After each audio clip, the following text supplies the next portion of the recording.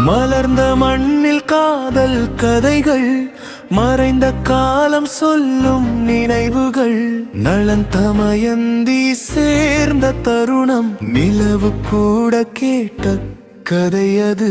விதர்ப நாட்டின் தோட்டத்தில் நின்றாள், விழிகளில் கனவு தாங்கிய தமயந்தி. அன்னம் ஒன்று வானில் பறந்து வந்து நலன் என்ற ராஜாவின் புகழை சொன்னது. அழகும் வீரமும் சேர்ந்தவன் நலன், அரசன் என்றாலும் மனம் கருணை. அந்த வார்த்தைகள் கேட்ட அந்த நேரம் தமயந்தி நெஞ்சில் காதல் மலர்ந்தது. வந்தனர் தேவர்கள் மூவரும் கூட, இந்திரன் வருணன் அக்னியமன். அவர்கள் கூட நலனைப் போலவே நின்றனர், தமயந்தியின் மனதை சோதிக்க. ஆனால் காதல் கண்கள் ஏமாறவில்லை, நலனின் மனித மூச்சை கண்டால். தேவர்களை வணங்கி தலையை குனிந்து நலனை தான் மணமாலை சூட்டினார். மலர்ந்த மண்ணில் காதல் கதைகள், மறைந்த காலம் சொல்லும் நினைவுகள், நலம் தமயந்தி சேர்ந்த தருணம், நிலவு கூட கேட்ட கதை அது. அந்த சுயம்வரத்தை பார்த்த கலி கோபத்தில் உள்ளம் கரைந்தார். நலனின் வாழ்க்கை சிதறும் வரை என் சாபம் அவனை தொடரும் என்றார்.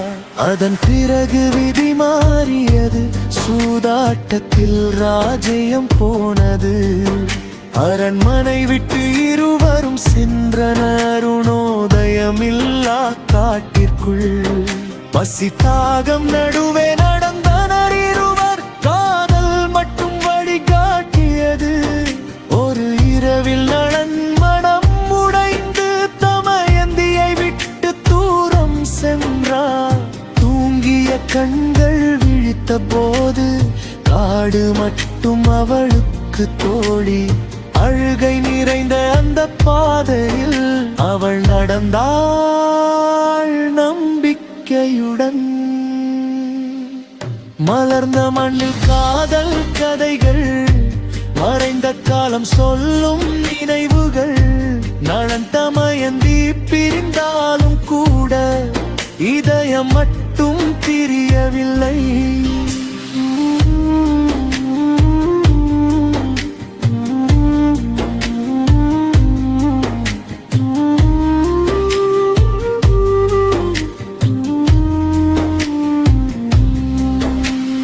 நலன் தனது உருவம் மறைத்து பாகுகன் என்ற பெயரில் வாழ்ந்தார். ஒரு அரசனின் தேரோட்டியாக அவனது நாட்களை கழித்தார். ஆனால் நெஞ்சின் ஆழத்தில் மறைந்தடால் தமயந்தியின் நினைவுகள் மட்டும் அந்த காதல் தீ போல எரிந்து ஒரு நாள் மீண்டும் எழுந்தது. புத்திசாலித்தனமாக நலனை தேடி செய்தி அனுப்பினாள். பாகுகன் வந்த தேரின் வேகம் பார்த்து அவள் மனம் நலனை உணர்ந்தது. ஒரு கணத்தில் உண்மை வெளிவந்தது, கண்கள் மீண்டும் சந்தித்தன. காலம் பிரித்தாலும் காதல் வென்றது, இரு இதயங்கள் மீண்டும் சேர்ந்தன. மலர்ந்த மண்ணில் காதல் கதைகள், மறைந்த காலம் சொல்லும் நினைவுகள், நலன் தமயந்தி வாழ்ந்த அந்த காதல் நூற்றாண்டுகள் கடந்து உயிர் கொண்டது.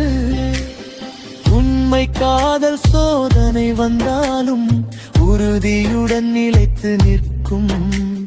நலன் தமயந்தி கதை சொல்வது நம்பிக்கையின் வெற்றி என்பதை.